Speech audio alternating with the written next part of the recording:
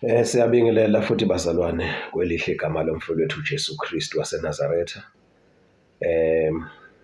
Siphinde ukubonga futhi ukuthola leli thuba ukuba sizokhuluma indaba ezinhle zombuso kaBaba uNkulunkulu. Sifunde ngawo. Ithi inkosi uJesu, funani umbuso kaNkulunkulu nokulunga kwakhe uNkulunkulu. Ukufuna into yomuntu ongamazi, ongamqondi, ongakwazi ukumchaza, ongakwazi ukumdescribe, akulula. Uma ithi inkosi uJesu ufunani umbuso kaNkulunkulu, umbuso okabani? OkaNkulunkulu. Right? Nokulunga kwakho, okabani ukulunga? OkaNkulunkulu. Ungubani uNkulunkulu? uNkulunkulu unjani? Ngoba manje uma ufuna into phela kufuneke isithombe ube naso sokuthi ufuna into enjani, ekanjani, ibukeka kanjani. Umnikazi wayo unjani? Ubukeka kanjani yena? iBhayibheli liyafundisa la lichaza khona inkosi uJesu ezichaza ukuthi ubani ngendlela uNkulunkulu ambuka ngayo. Uyamchaza uNkulunkulu ukuthi ubani ngendlela uJesu amazi ngayo. Ngiyacela ukuthi kule video besibuke ndawonye sihlole ukubuka ukuthi ke ubani uNkulunkulu. Sibuka ngenhloso yokuthi uma ngabe inkosi uJesu isifundisa imiyalo yayo, uma siconfessa ngomlomo wethu ukuthi siyakholwa uNkulunkulu ophilayo, siyakholwa izwi likaBaba uNkulunkulu, sinasi isithombe engqondweni yethu, emoyeni wethu, ekujuleni kwethu sokuthi uNkulunkulu ungubani futhi ubukeka kanjani. Sizowafunda njengamanje amavesi. Lamavesi esowafunda asimvulela uhlangothi esingajwayele ukunaka ukuthi uNkulunkulu ungubani. Sizinceku zenkosi, singabazalwane, singabantwana bakaNkulunkulu, siyamchaza uNkulunkulu ngalendlela asuke esambulele ngayo ngaleso sikhathi. Kodwa khona into esingavamile ukuyinaka, sengilalelile iy'nceku zenkosi eziningi ngendlela ezahlukene befundisa, kodwa ikhona into esingayinaki ukuthi siyazi isho ukuthini. Sizokhulumela ngaphansi kwesihloko esithi uNkulunkulu uBaba osezulwini, God our Heavenly Father, ungumuntu. Umbuzo usuzovuka ukuthi kanjani? Ungumuntu kanjani? Ilokho esizokubheka bazalwane. Sihlola umbhalo ndawonye, mase sihlola nawe zithandazele, udlinze, ucabange ngalento, ucela umoya engcwele alethe isambulo sayo. Inhloso makufuneka sifuna umbuso kaNkulunkulu nokulunga kwakhe uNkulunkulu, kumele simazi uNkulunkulu, sibe nayo ipicture yakhe, i-image yakhe ukuthi uNkulunkulu ungubani. Number 2, sibe nakho ukuthi uNkulunkulu ucabangani, engqondweni yakhe unani, ufisa ini. uJesu ufundisile ukuthi yini uBaba ayithandayo. Ngithi uJohn chapter 6 2 verse 27 no uyalapha ko29. Izisho inkosi uJesu ukuthi umsebenzi kaBaba kuukuba abantu bakholwe ilo ngithumileyo. Wona umsebenzi lo. Intando kaBaba kuukuba futhi sikholwe uJesu othunywe uNkulunkulu. Ucabanga lokho ukuthi uNkulunkulu ucabangani, uthandani, ufisani. Right. Inhloso bazalwane ngiyafisa ukugcizelela ukuthi kungukuba simazi, simqonde uNkulunkulu ophilayo esimkhonzayo. Uma ngabe umyalezo uthi asizihlambulule silibandla sizingcwelise, kuzoba lukhuni kwabaningi ukuthi badele konke kwalelizwe. ngoba kwalelizwe kuyabonwa into ebonwayo, into ephathekayo. Kukhona abantu uma ufunda umlando weBhayibheli, ufunda iBhayibheli emlandweni walo ukuthi izinto ezirekhodiwe ngokucabanga kwabantu towards uNkulunkulu, i-attitude yabantu towards God. Uyabona abantu bekulokhu kubanzima njalo ukuthi bamkhole uNkulunkulu, isizathu ukuthi akabonwa. Manje lento abantu iyabashaya, bathi abaphumeli obala ngayo ukuthi iyabashaya. Abantu baklema ukuthi bayamazi uNkulunkulu, kanti ubunjalo babo abantu buyafisa ekujuleni kwabo ukumazi uNkulunkulu, ukumqonda, babe naso isithombe sakhe engqondweni yabo, kodwa ayakheki lonto. Yingakho manje kuze kube lula ukuthi bakhonze iy'thombe, ngoba bafuna into abayibonayo, abazoyibona bayibone. IBhayibheli liyakhuza, lize likhuze nangawo uMphostoli Pawulu ukuthi asihambe ngokubona kodwa asihambe ngokukholwa, konke okubonwayo kungokwesikhashana. Ezinye zezinto lezi ey'dala iproblem enkulu ukuthi uhambe ukhonza umuntu ongamazi, ulandele umuntu ongamazi, awunayo nane-picture yakhe. Yile nto yenza ukuthi ukuqina, ukukholwa kwabantu kungaqini, kungagxili, kungazimeleli, yabo, kunganamatheli. Yile nto yenza ukuthi kube lula uma kufika imfundiso edukayo, edukisayo, zibaphephula abantu, ibashonise lena, ngoba abaqinile, abazikile, abanamathele, impande zabo ayijulile. Yini imbangela yalokho? Ukuthi abamqondi uNkulunkulu abamkhonzayo. Noma umuntu eyedwa ethule ecabanga ukuthi kodwa ubani lo Nkulunkulu engimlandelayo? Mawufunda umlando weBhayibheli uyathola ukuthi iproblem yabantu emhlabeni indaba yokukhonza izinto ezibonakalayo, izinto eziphathekayo ngamehlo abemnyama.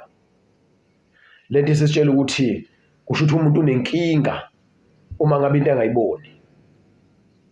Lesi sifundiso-ke i-intention yaso kukuba sibe nawo nje umqondo omncane, sibe naso isambulo esincane, sibe naso isithombanyana esincane, kodwa kuzoya ngawe ukuthi wena-ke uyakangakanani uNkulunkulu, uyocela ukuthi akukhulisele lesi sithombe sakho uNkulunkulu asambule kuwe. Izithi iNkosi uJesu akekho owazi uBaba kuphela iNdodana, then akekho futhi owazi iNdodana kuphela yilowo iNdodana ethanda ukumambulela. Kusho ukuthi uJesu ukuthanda kwakhe ukuthi azambule yena eyiNdodana kithi, ukuthi kahle ubani. Futhi masifuna ukwazi uBaba uNkulunkulu, yiNkosi uJesu futhi emaziyo uBaba ukuthi ubani, unjani. Lento isisilidele ekuthenini siyamdinga ngempela lo Jesu, ngoba manje ukwazi lo Nkulunkulu, ukwazi lo Baba kuncike ekutheni lo Jesu uyavuma yini, uyathanda yini. uJesu uyathanda ukuthi uBaba simazi, but kuncike kithi ukuthi sikukhombisa kanjani lokho ukuthi siyathanda ukumazi uBaba. Ngiyacela uMoya oNgcwele alekelele-ke bazalwane, ayicacise lento engizama ukisho kule video ngaphansi kwesihloko esithi uNkulunkulu ungumuntu. Asifundeni-ke manje uMathewu chapter 12 uverse 40. Ngokuba njengalokho uJona wayesesiswini somkhomo izinsuku ezintathu nobusuku obuthathu, kanjalo neNdodana yomuntu iyakuba sebuthunjini bomhlaba izinsuku ezintathu nobusuku obuthathu. Akungabi into elula abazalwane ukuthi ulifunde iBhayibheli, uyabona, uyazizwa ukuthi kunento ongayi-understand, kodwa uqhubeke ufunde. Yilento eyenza ukuthi singakhuli ekukholweni. Asibe nesikhathi. Angifuni ukudlula nginga-understand kusho uthini lokhu. Mhlawumbe abaningi bazongivumela ukuthi leli verse abaze balinake ngale ndlela engizolikhuluma ngayo njengamanje, futhi leli verse abaze balinake into eliphethe. Uma ngabe bake bayinaka lento ukuthi uJesu indodana yomuntu, abanye njengami before le nkulumo engizoyikhuluma nesisambulo engizosikhuluma. Makhulunywa ukuthi uJesu uyindodana yomuntu, inhliziyo yami ibiconclude ngokuthi ushiwo uJesu eyindodana kaDavide, ezalwa olibeni likaDavide, kuze kufike kuJosefa lo owanikeza ukuthi abe ubaba wakhe ngokwenyama noma engamzali. Now bengivele ngidlulise nje ize kanjalo leyo ndaba ukuthi uJesu uyindodana yomuntu, then iBhayibheli liveza ukuthi uJesu uyindodana kaDavide. But uDavide ubeka kahle ngokusobala, olibheka lelo vesi ukuthi kanjani ukuthi uDavide abize uJesu ngokuthi uyinkosi yakhe. uJesu uyinkosi kaDavide. So uJesu angaba kanjani indodana kaDavide ekumeni uJesu ushola yena ukuthi uDavide wambiza ngenkosi yakhe, uDavide biza uJesu ngenkosi yakhe. So obviously kusho ukuthi uJesu asiyona indodana kaDavide, akasiyona indodana yomuntu, umuntu onguDavide. Siyazi futhi ukuthi uJosefa uJesu akamzali. uJosefa was there to ukuthi anikeze a father figure kuJesu Kristu. uJesu umuntu enyameni, ekhule umntwana abe nomuntu owubaba kuye, ambiza ngokuthi ubaba wakhe. uNkulunkulu wakhetha kanjalo.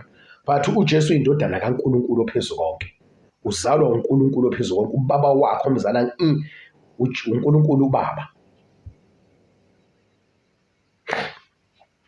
Kuhle abazali lezi zinto sikhulume ngazo sizi-understande, ukuze sinomyalezo ukuthi siyahlambulula, siyaphuma kuma-world systems, sifakwe yini esidonsele kuma-world systems.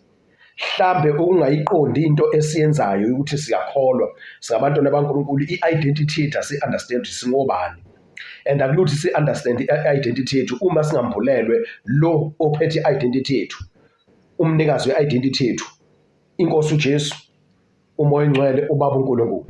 Akulula ukuthi si-understand i-identity yethu, ngoba yuye uNkulunkulu ophethe i-identity yethu okumele asambulele yona. Sigcina singena ezweni ey'ntini zezwe, sithathwa yizo zonke iy'mfundiso zokweduka, ingoba singayiqondi into esiyiphethe, ingoba singazazi ukuthi singobani, ingoba singamazi esimkholwayo, esimkhonzayo. Izithi inceka kaNkulunkulu uMpostoli Pawule, ngiyamazi engikholwa nguye, ngiyamazi engikholwa nguye. Abantu laba esibukela kubo abama nokukholwa kwabo, yini eyayibamisile? Bamiswe ukuthi bayamazi abamkhonzayo. Inkosi uJesu kwancamela ukuthi bayibulale, yavuma ukuthi ibulawe. Why? Because ithi iyamazi ubaba. Mangabe ezothi ubaba kamazi uzobe eqamba amanga. Isho njalo incwadi kaJohane. Lento yokumazi uNkulunkulu esimkhonzayo, it's very important bazalwane. All right. Leli verse liphethe izinto, liphethe indaba lithi kanjalo kanjalo-ke nendodana yomuntu. Asingavele sidlule kalula-ke. Makuthiwa indodana yomuntu, ubani lo muntu? Ubani lo muntu? Ukuze sibe mqondo munye, singahlukani silibandla, noma naqhamuke nesihumusho sakhe, noma naqhamuke nesihumusho sakhe, kungcono ukuthi lento siyihlole khona ezwini thina sonke, eBhayibhelini esiliphathayo thina sonke. Okay? U1 Timothy chapter 2 verse 5. 1 Timothy chapter 2 verse 5. Ivesi esilaziyo bazali sijwayele, lifundeka kanje egameni likaJesu. Ngokuba munye uNkulunkulu, munye nomlamuleli phakathi kukaNkulunkulu nabantu. Ubani lo muntu? Umuntu uKristu Jesu. Umuntu uKristu Jesu. Ngaphansi kwesihloko esithi uNkulunkulu ungumuntu. Munye umlamuleli. Ungubani lo mlamuleli? Umuntu uKristu Jesu. Why uMpostoli Paul mayibhala lencwadi eBhayibheli Timotheyu mayikhuluma ngoJesu Kristu athi umuntu? uJesu Kristu umuntu. Kanti futhi uJesu Kristu uthi mawubone mina solifunda ivesi, uJesu Kristu siyakholelwa ukuthi uNkulunkulu 100%. Asilifunde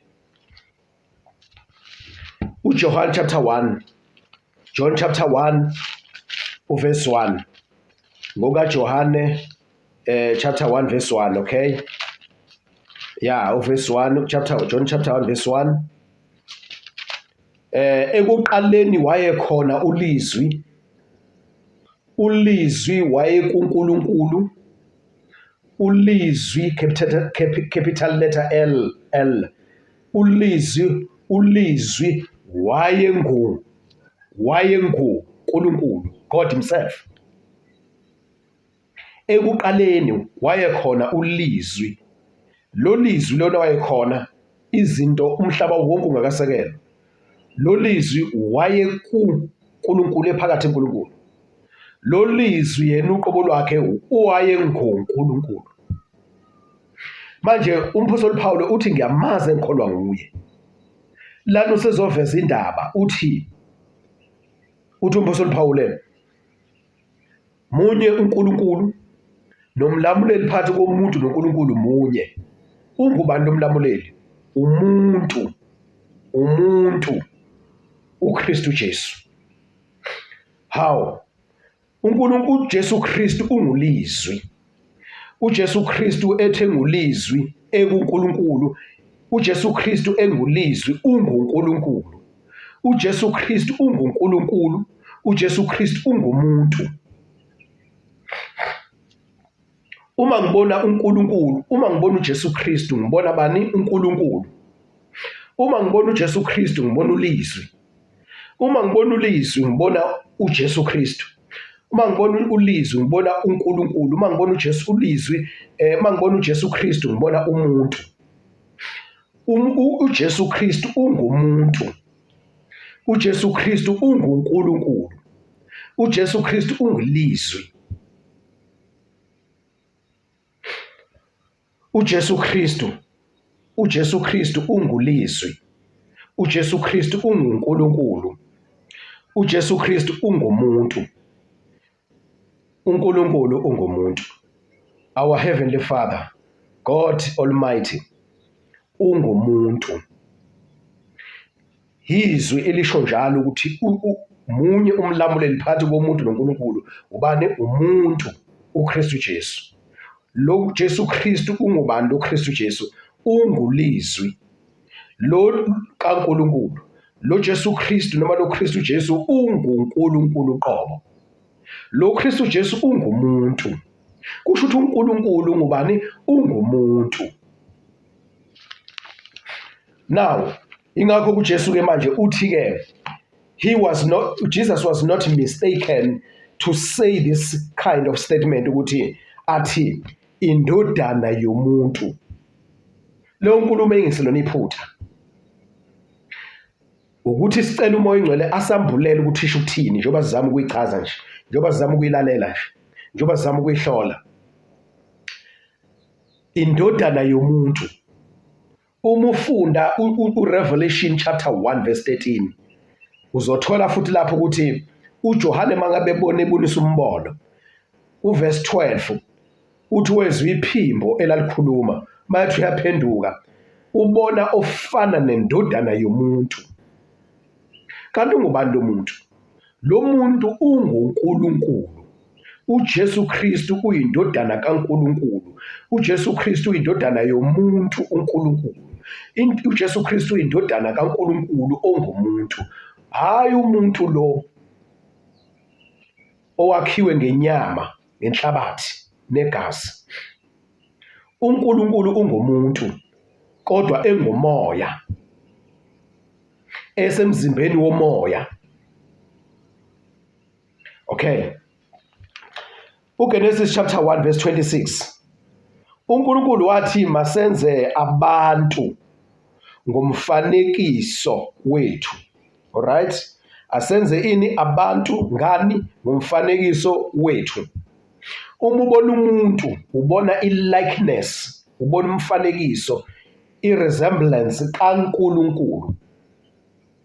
Noma uNkulunkulu singamboni ubaba osezulwini, kodwa ukuthi wakheke kanjani, unjani isakhiwo sakhe, istructure sakhe, i-image yakhe, obuka umuntu odaliwe. Njengoba ungibona nje ngikhuluma, ubona umfanekiso kaNkulunkulu. Ithi ke inkosi uJesu ke uThomas umFiliphu sengihlale nawe isikhathi esingaka sonifunda ivesi bazalwane. Awukangazi Philip na? Uma ubone mina ubone bani? Ubone uNkulunkulu. uJesu phakathi kwabantu, isakhiwo sakhe sabantu, unenyama njengabantu, uyadla njengabantu, uyakhuluma, unekhanda, unamakhala, unendlebe, unamehlo, into onke ama-features omuntu, zonke izakhamzimba zomuntu eyiphelelisa umuntu zikuJesu, iphelele kuJesu. Uyahamba ngenyawo embili, unezandla, uneminwe, yabona, une-voice. uJesu unamazinyo, unayo yonke into yomuntu. Uthi kodwa uthi uJesu, uma ubone mina ubone bani? Ubone uNkulunkulu. Kusho yona inkosi. Kanti ngapha uPawulu uthi umuntu uKristu Jesu. Ngapha inkosi uJesu isholo wena ukuthi uma ubona mina nguwumuntu, then ubone uBaba. Kusho ukuthi uBaba ubani? Umuntu naye.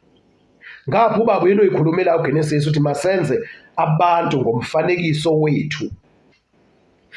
Asimazi uNkulunkulu esikholwa nguye bazalwane, ukuze masiphume entweni zalelizwe simazi ukuthi ungakanani uNkulunkulu esimkhonzayo. Sisabuka nje ukuthi uNkulunkulu ngokwesakhiwo uma kuthiwa simchaza ubani. Right, uGenesis chapter 2 verse 7. uJehova wambumba umuntu ngomhlabathi, waphefumulela emakhaleni akhe umoya wokuphila. Umuntu waba kanjalo umphefumulo ophilayo. uNkulunkulu uyaphila. Kuphuma umphefumulo kuye ophilayo, ungena enyameni yomuntu ekhandwe ngebumba ngenhlabathi, ungena kuyo. Umuntu uba umphefumulo njani?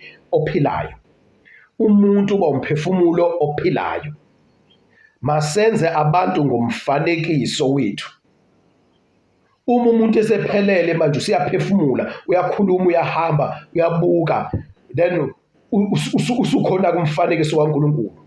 Akusadingi manje ukuthi ufuna ukubona uNkulunkulu ayehleli khona ezulwini ukuthi unjani.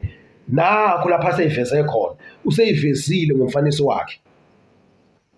Yona identity yethu leyo bazalwane. Manje kulelizwe-ke uma uyoshaya i-ID, kunendawo lapho kufuneka khona isithombe, ifoto yomuntu. Umuntu uthatha isithombe sakhe.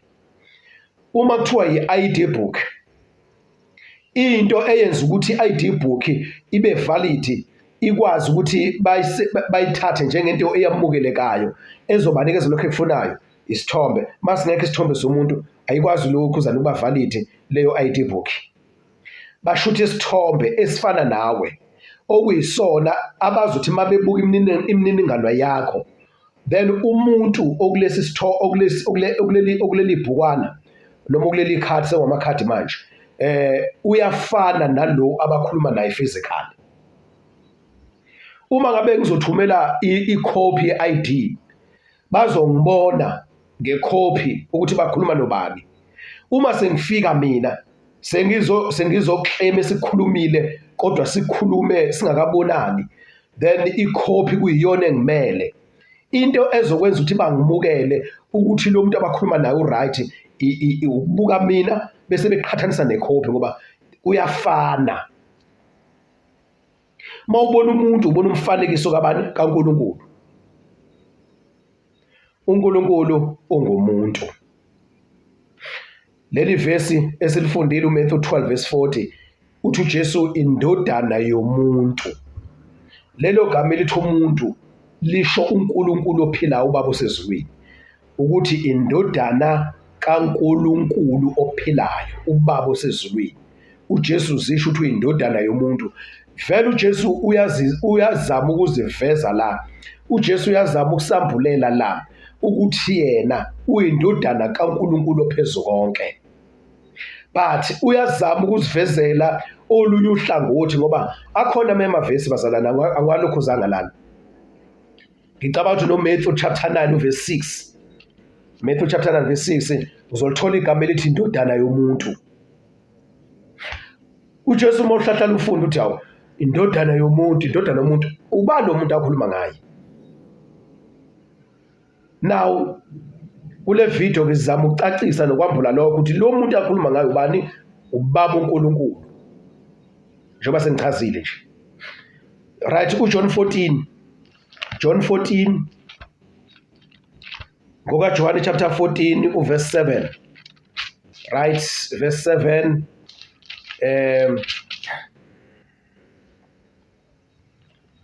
Uma beningazi mina beniyakumazi noBaba. Akakho, alright, kusukela manje niyamazi nimbonile. Kusukela manje uBaba seniyamazi futhi seninjani senimbonile. uJesu uyena lo ubizwa kuthiwa uKristu Jesu umuntu. Uthi ke manje uBaba seniyamazi senimbonile. Njengoba senibone mina nje senibone umuntu lo zala lo muntu ophambi kwenu. Futhi lo muntu ophambi kwenu umuntu. uJesu Kristu umuntu. Uzalwa umuntu. Indodana yomuntu. uJesu Kristu umuntu. Umuntu uKristu Jesu. Umuntu uKristu Jesu uzalwa umuntu. Umuntu onguNkulunkulu Baba osezulwini. Okay, uNkulunkulu ngumuntu.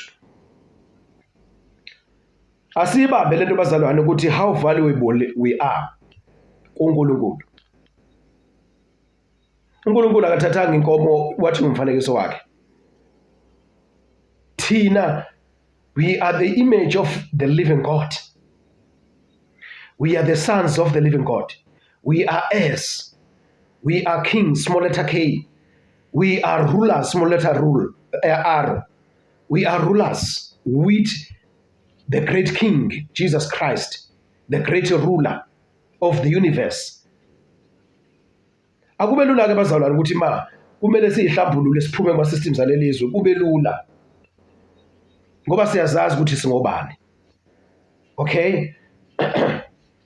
Verse 8. uPhilip wathi kuye, Nkosi sikhombise uyihlo kusanele. uJesu wathi kuye, isikhathi singaka nginani awukangazi Philip na. That's a problem. Sihamba noJesu isikhathi eside asimazi. That's why kulula ukubheslide, kulula ukushona lena udonso izinto zalelizwe. Yabona, kulula ukuthi umuntu amreject uNkulunkulu. Kulukhulu ukuthi sidele konke kwalelizwe ngoba lo Jesu asimazi. Isikhathi esingaka Philip ngapha nani awukangazi. uJesu wathi ukuthi okay, verse, ongibonile mina ubonile uBaba. Yaliphinda futhi manje lelizwe. Usho kanjani ukuthi sikhombise uyihlo na? Ngoba mawubone mina usubone bani? uBaba. I believe bazathi uma usufike lapha ezulwini uBaba uNkulunkulu esihlalweni sakhe sobukhosi la ihleli khona phakathi kuye uJesu phakathi kuye. So umathi ngizobona uJesu Kristu ngizofica isakhiwo umzimba istructure sika Jesu Kristu. Then kanti uNkulunkulu Baba phakathi uJesu Kristu phakathi. Ngike ngasho kwenye ilokozana ivideo bazalwane ukuthi amaKolose chapter 3 lapho verse 2 uthi ke ngoba uphila kwethu kufihliwe kuNkulunkulu kanye noKristu Jesu. Kanye sinoKristu Jesu sifihlwe kuNkulunkulu. Umuntu ufihlwe kumuntu. uNkulunkulu ngumuntu. Ukhanda wakho udala umuntu emhlabeni ongumfanekiso wakho uNkulunkulu. Uthi uJesu uma ubona mina ubona uNkulunkulu. Kusho ukuthi mawubona uNkulunkulu ubona uJesu Kristu. Ngoba mawubona uJesu Kristu ubona uNkulunkulu. uNkulunkulu kuJesu, uJesu kuNkulunkulu. Umuntu kuNkulunkulu, uNkulunkulu kumuntu. Mawubona umuntu ubona uNkulunkulu. Mawubona uNkulunkulu ubona umuntu. Ungubani uNkulunkulu? uNkulunkulu ngumuntu. Alright? Verse 10, awukholwa ukuthi ngikuBaba, yezwani? Awukholwa ukuthi ngikuBaba, ngiphakathi kuye. NoBaba ukimi na. Awukholwa ukuthi ngikuBaba. What you see outside ngaphakathi kimi uNkulunkulu uBaba ukimi. Nami ngikuBaba. Mawubona uBaba ubona mina. Mawubona mina ubona uBaba. Okuvela ngaphandle mawubona uthiwa uJesu Kristu okwazi ukuthi ubone uNkulunkulu. Okuvela ngaphandle uma ubona kuthiwa uNkulunkulu okwazi ukuthi ubone uJesu Kristu. awukholwa ukuthi ngikubaba, awukholwa. Umbuzo lo ubuzwa inkosi uJesu, awukholwa. Njengoba ngikhuluma njena nje, inkosi uJesu isawubuza nalo mbuzo manje ukuthi kulabo abangabazayo kulesi sifundiso, awukholwa. Awukholwa ukuthi ubaba uNkulunkulu uKristu Jesu, umuntu Kristu Jesu. Kusho ukuthi uNkulunkulu ngumuntu ngoba uphakathi kumuntu uKristu Jesu. Okay. Amazwi engiwakhuluma mina kini angiwakhulumi ngokwami, kepha ubaba ohlezi kimi wenza imisebenzi yakhe. Ubaba ohlezi kimi wenza imisebenzi yakhe. Okay. Angifisi bende kakhulu le video bazalwane, bengifisa nje ukuthi sihlaziye, sihlole lelizwi. Angijwayele ukuzwa abantu bekhuluma ngendaba yokuthi lo muntu mayithi uJesu indodana yomuntu, lo muntu ngubani? Ubani lo muntu? So kuye kwafika kimi kwambuleka ukuthi ake sikhulume le ndaba ukuthi sikuhlole lokuthi mayithi uJesu indodana yomuntu, muphi lo muntu? Ungubani lo muntu? Siyabonga kakhulu bazalwane egameni kaJesu. But ukuya kwakhe emthandazweni uyothandaza, udlinze mabizo ziludluzile ukudla, uyifunde le ndaba. I believe ukuthi uNkulunkulu uzokwambula even more kuwe, bese uba nesambulo esize direct kuwe sokuthi uNkulunkulu ungubani. Siyabonga kakhulu. Inkosi yomusa sibusise egameni kaJesu. Amen.